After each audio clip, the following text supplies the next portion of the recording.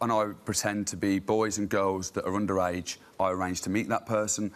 I film the person when I'm interviewing them. I don't threaten them. I'm not abusive. I'm polite. I'm respectful. The information then gets submitted to the police. The police then proceed with the prosecution. The reason why I'm doing this is to get people talking about the serious issue, which is online sexual exploitation. This is happening now. Some of the people you've targeted... I don't target anybody. OK, some of the people you have found... That have spoken to me. Yes. I don't find anybody. They come to me. They come to me. We've had this conversation before, haven't we, on the radio? And it is a fascinating conversation, but it has ended tragically on one occasion. Well, that's nothing to do with me, though, is it? Well, just tell us what happened. Well, there was a guy that turned up to meet a 12-year-old girl that had brought cigarettes... Who didn't exist? Well, no, the 12-year-old girl didn't exist, no. As we know, like, it's me. I've already said that at the start. So, this guy turned up to meet what he thought was a 12-year-old. Just tell me about the guy that you identified, that you found... Oh, he killed himself. He got arrested by the police. He was arrested by the police. He'd had a long history of mental health issues. He was released by police on police bail, and he killed himself. Then the Daily Mail and the police then tried to use that as an assassination on me and tried to turn it on me. OK, a man is dead because of what you did? No, a man is dead because of what he did. OK. OK. Are they really trying to make this guy seem like the bad guy? Yeah. And from what I'm understanding, he posed as a 12-year-old girl online. Yeah. Another grown man went to meet her. Yeah. He got caught, got prosecuted, was released, and then killed himself. And they're trying to spin it on him. This is the point. Are they for real? So you wait till you hear what this woman starts saying as well. So this is the point. Exactly what he said as well. He's not killed himself because of what he's like the guy pretending to be the 12-year-old girl has done. He's killed himself because of what he's done. You see what I'm saying? But what's spinning me even more here is how the presenter's trying to frame it. Yeah. I'm sorry, A man's killed himself because of you. No, a man's killed himself because he knows the actions of what he did is wrong and he's been caught out for it. Yeah, I'm sorry. If you're messing with kids, you deserve to be in the ground. He hasn't gone out of his way to search for people to target them. They've come to him. So if these people, so let's say this wasn't him pretending to be a 12-year-old girl and this guy's gone out there and gone to meet a 12-year-old girl and God knows what might have happened, you're saying you would prefer that to happen because this guy's killed himself because he's basically out here protecting 12-year-olds. Yeah, the world's better off without him. I'm sorry, but if that was a 12-year-old girl, God knows what he would have done to her. Who cares if this guy's dead? Like, who really gives a... Regardless of the... I mean, I can't say regardless of the death side, but I think just the concept of people even defending the notion of a paedophile as opposed to looking at the bigger picture and someone who's out here trying to protect it because not enough is being done on it. It's just crazy in itself. Have you ever seen a show called To Catch a Predator with Chris Hansen? That's basically what he would do. Yeah. They would get this woman who had a very high-pitched voice to, I think, speak on the phone with them or speak to them online. And I think she looked very young as well, but she actually worked in the police. She would open the door for them. These creeps would sit down thinking that they're going to get themselves ready to do whatever to this kid. And then Chris Hansen would walk out and they would start sweating buckets. They start coming up with all sorts of excuses. If any one of them took their own life, who cares? Because that would have been a 12-year-old girl. And the thing is, that cycle of abuse will continue through her. If she goes on to have kids, she might end up abusing them because they say that a lot of abusers were abused as children.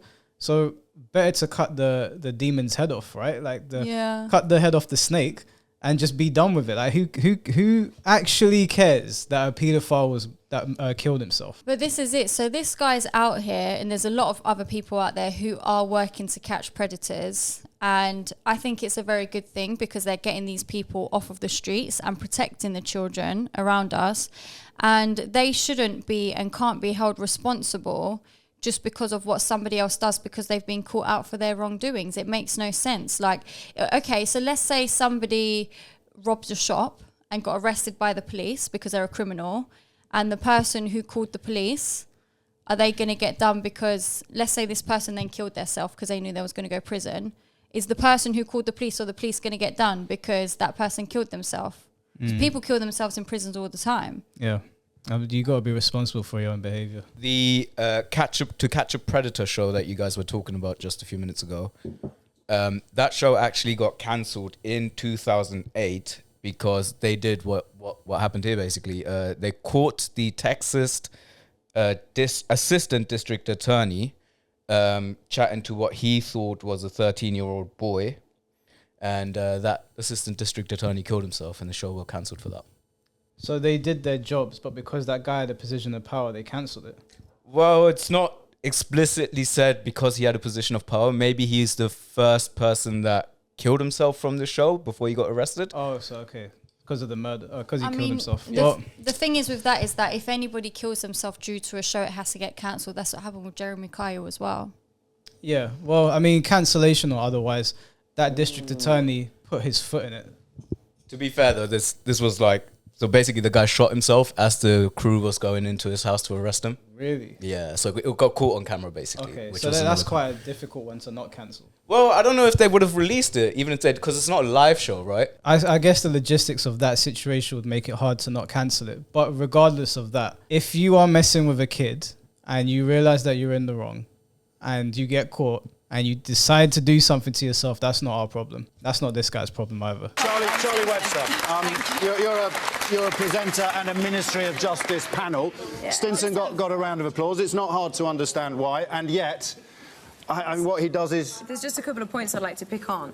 One is you said the police aren't doing anything. They are. They just don't... No, let me speak, because you've spoken. But they are, and you know they are. And the thing is, you put your videos straight away online, and the thing that you have to really consider is the fact that that actually can damage evidence, because criminals go and they will delete the evidence, real criminals, and you even yourself said you're not catching paedophiles, you're catching people that are sat behind their computer, that are lonely, that are getting some attention. And you have to be really careful, because paedophilia and sexual abuse, and you need to be extremely educated in it to be able to work on it, to be able to successfully protect people that are suffering from child abuse out there. Okay, so you have to be very, very careful when it comes to facts and educating And young you, people. Charlie, you're a survivor yourself of sexual abuse. So some people will be surprised that you don't support the idea of someone like Stinson doing anything at all that he can to just identify these people and ideally prevent them from offending. It's James. No, Can I just, it's not about preventing... It's very important Stinson's not misquoted. What do you do, in a sentence? What am I doing? In a sentence. Raising awareness and forcing the government to start changing what's happening. OK, now we understand that. There's not enough. There's that much red tape holding the police back. I know the police too much. I'm trying to get the police the funding. And so am I, but I don't post videos online of trying to catch a paedophile, but they're not paedophiles. I'm sorry, yeah. I understand there's probably a whole field that studies this, but my opinion on this is very, very simple. If somebody tells you that they're 14, 13, whatever the age of consent is in your country, if they're underage and they tell you that, you have knowledge of that and you continue entertaining a conversation with them and it turns sexual, you may not have done anything to legally call you a paedophile, but I'm done with you at that point. I really couldn't care less what happens. Or even if, for example, you haven't had a sexual conversation, I think conversing with someone, finding out they're underage, and then still going out of your way to meet up with them, Yeah. it's still what else are you going to do? You're going to really sit there and just have a conversation with a 12-year-old. Do you know what I mean? It's ridiculous. It's mad. It's crazy. Like even down to like obviously because I play a lot of games, right? And you get younger people playing games. And when I go to tournaments, I don't meet up with the younger crowd. Like I just stay away from them, regardless of the fact that we're playing a game together. I'm not meeting up with them. I'm staying with the older guys. Now, luckily, the games that I play tend to have an older community around them. But I've seen, especially now where they've digressed, they've made games a bit easier. More kids are playing these games. There's more of these kids in these tournaments. It's one thing to say hello and to be polite, and it's another thing to like drag out a conversation with somebody significantly younger than you. Like for what reason? We have nothing to talk about. Even on the game, we have nothing to talk about. We play the game and that's it. Now you go home. I don't know why a grown adult would want to sit there talking to a child. It's honestly, I find it so weird. It is weird. Check their Facebooks. Guys that work with me check their Facebooks. Didn't know me from Adam. The guys that work with me check their kids' Facebooks. One of them was being groomed. He then decided he wanted to work with me, right? This happened. Now, if I had not put a video up, there wouldn't be people... That's not actually correct, because the police have said they had that already in place. I'm sorry, the police take 10 years to do anything these days. You can literally call them and tell them that you're being stabbed and they'll get there the next day.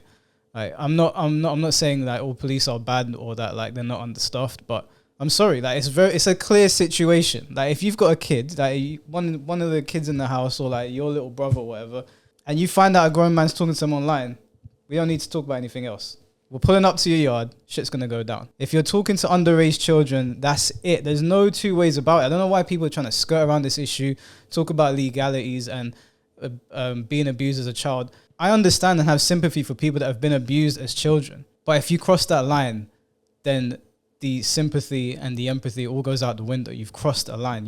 You've passed on your cycle of abuse to somebody else now. So I'm not gonna entertain the idea that we should ease up on these people. Yeah. The government do need to be more hard on them. If the government was doing their job properly, this guy probably wouldn't feel like he has to pose as a 12-year-old online to catch these people. Yeah, and if he's out here he's trying to prevent and stop the child abuse from continuously happening. Yeah. But what they're basically justifying here is it's happened, let the police deal with it, and you're wrong for dealing with this. Yeah, I mean, like the guy killed himself, and I guess that's why this whole conversation's come up, because he didn't actually follow through with anything. So he didn't get the chance to, though. That's the point. The police caught him before he was going to do it.